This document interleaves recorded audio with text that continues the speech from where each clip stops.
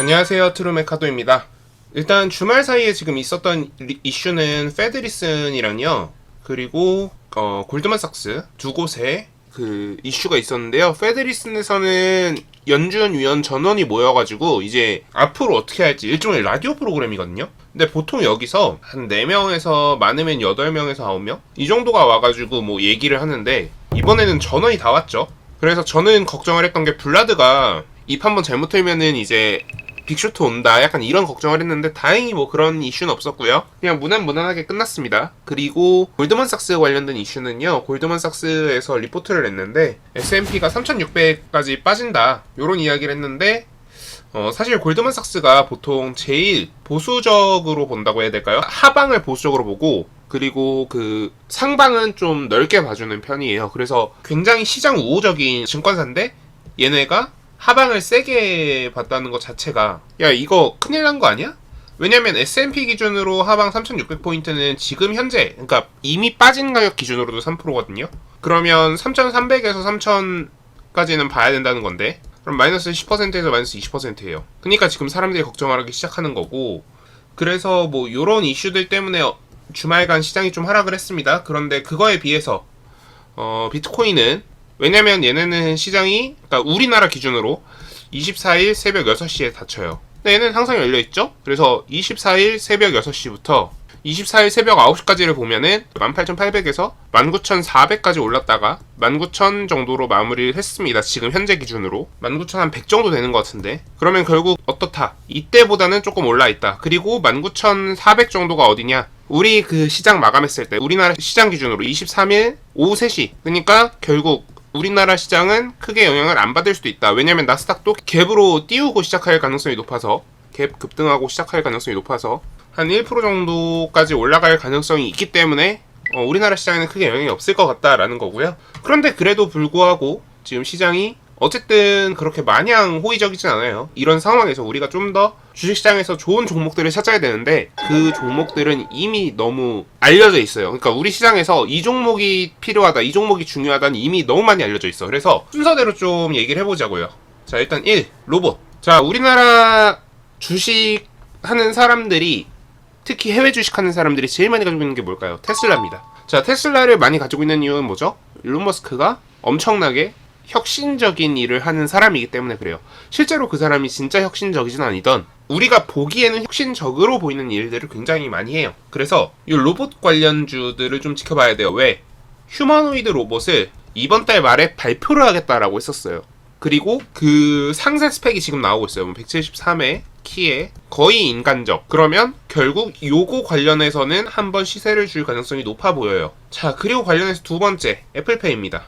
자, 애플페이는 관련해서 지금 계속 세부적인 스펙들이나 이런 것들이 나오고 있어요. 무슨 뜻이냐면은, 우리나라에서 원래 기존에 존재하지 않던, 우리나라 서비스 창에서 기존에 존재하지 않던 창이 생긴다거나 이런 식으로 상세한 내용들이 지금 밝혀지고 있거든요. 결국 뭐냐면 애플페이는 실제 출시될 가능성이 높아 보인다는 거예요. 그래서 이 친구는 좀 살펴봐야 된다. 뭐 관련 주들은 제가 따로 짚어드리진 않겠습니다. 관련 섹터만 좀 짚어드리겠습니다. 자, 그리고 3번도 마찬가지로 머스크예요. 이란이나 러시아 쪽에 스타링크를 발동시킨다라는 얘기가 있거든요.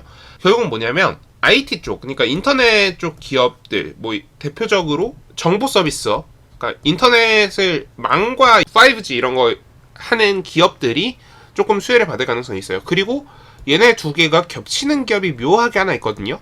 그래서 그 친구는 조금 살펴보시면 도움이 될 것 같다. 그리고 마지막으로 네 번째, SM 쪽 좀 더 지켜보셔야 될 것 같은데, 뭐 SM 라이프 디자인이라던가 CNC, 갤럭시아 SM, 얘네들 다 지켜보셔야 될 것 같아요. 물론 뭐 매각 이슈라는 게 잠깐 있었다 사라질 가능성도 있지만, 지금 이슈 추세와 시세에 지금 주고 있는 모습으로 봤을 때는 얘네들은 좀 주목해야 될 것 같은 그런 느낌을 주고 있어요. 그래서 저는 일단 이런 네 가지 섹터 중에 일단 위에 세 가지에 좀 먼저 집중을 할 것 같고요. 밑에 거는 조금 지켜볼 것 같고, 그리고 스윙주, 그러니까 과대낙폭. 저는 스윙을 굉장히 좋아하는데 스윙주는 과대낙폭 위주로 좀 보셔야 되는데, 결국 이것도 티어라는 게 있어요. 그러니까 중형주, 중대형주, 중소형주 뭐 이런 거부터도 일단 티어고요. 그리고 섹터도 좀 티어가 있고요. 그래서 뭐 특정 좀 섹터를 지정해드리진 않을 것 같은데, 여러분들이 보시기에 뭐 예를 들어서 차트가 이런 식으로 이제 무난하게 우상향을 하던 종목이 그리고 얘네 추세가 뭐 이런 식으로 있었는데 과대 낙폭으로 인해서 요 정도로 내려와 있다. 그리고 얘가 이렇게 머리를 돌리려고 한다. 이런 종목들을 좀 미리 찾아 놓으셔야 돼요. 그러니까 떨어질 때 과하게 떨어져서 언제든지 이 추세에 복귀할 수 있는 친구들을 좀 찾아 놓으시면 여러분들 매매에 굉장히 많이 도움이 됩니다. 그래서 저는 솔직히 이런 스윙주 같은 경우에는 급등과 급락이 그렇게 심하지 않아요. 그러니까 개구리 이제 솥에 이렇게 담가가지고 튀기듯이 그럼 이제 막 개구리가 안 놀라고 가만히 있다가 그 뜨거워지면 이제 죽거든요. 그런 것처럼 우리 개미들 이렇게 죽이는 거야. 그러다가 다 죽었을 때쯤 이렇게 올리거든. 그러니까 이거를 찾기 위해서는 여러분들이 주기적으로 이 차트들을 찾아봐야 돼. 그래서 낙폭 큰 종목들은 좀 여러분들이 차트를 좀 찾아보는 버릇을 들였으면 좋겠어요. 일주일에 한 번이라도. 왜냐면 급등이랑 급락이 없기 때문에 여러분들이 그렇게 자주 찾아볼 필요는 없어요. 근데 내가 안 찾아보면 그때 꼭 이런 그 머리 돌리는 모습이 보이거든. 그러니까 이런 걸 좀 해보셨으면 좋겠고, 그리고 추가적으로 YTN 같은 경우에 이 친구 이제 그 뭐 끝났다 뭐 이런 얘기도 있는데 확률은 이젠 반반이야. 그러니까 끝났을 확률 반, 안 끝났을 확률 반이거든요. 진짜 뭐 옛날 같은 경우에는 안 끝났다라고 내가 정담을 하겠는데 이제 끝났을 확률 반반. 근데 어쨌든 투자주의는 좀 풀고 갈 가능성이 높아요. 그래서 투자주의 풀릴 때까지 좀 기다리셨다가 매수 타점을 잡으시던지 그러면 좀 도움이 될 것 같습니다. 뭐 그리고 이 종목 관련해가지고 YTN 관련해가지고 제 수익은 한 3천만원 정도, 그리고 한국경제가 한 5,800 그 정도 수익이 났고요. 마침 버블한테 제가 보내줬던 이미지가 있어가지고 요 정도 수익이 났었고요. 여러분들 매매도 다 잘 될 겁니다. 근데 이렇게 좀 미리 찾아보는 버릇을 들여서, 그리고 이렇게 돌리는 것 좀 계속 팔로우하는 버릇을 들여서 여러분들 매매가 좀 더 잘 됐으면 좋겠습니다. 네, 오늘 영상 여기서 마무리하고요. 오늘 영상 도움되셨다면 구독, 좋아요, 알람 설정 부탁드립니다. 감사합니다. 지금까지 트레이딩룸의 카도였습니다.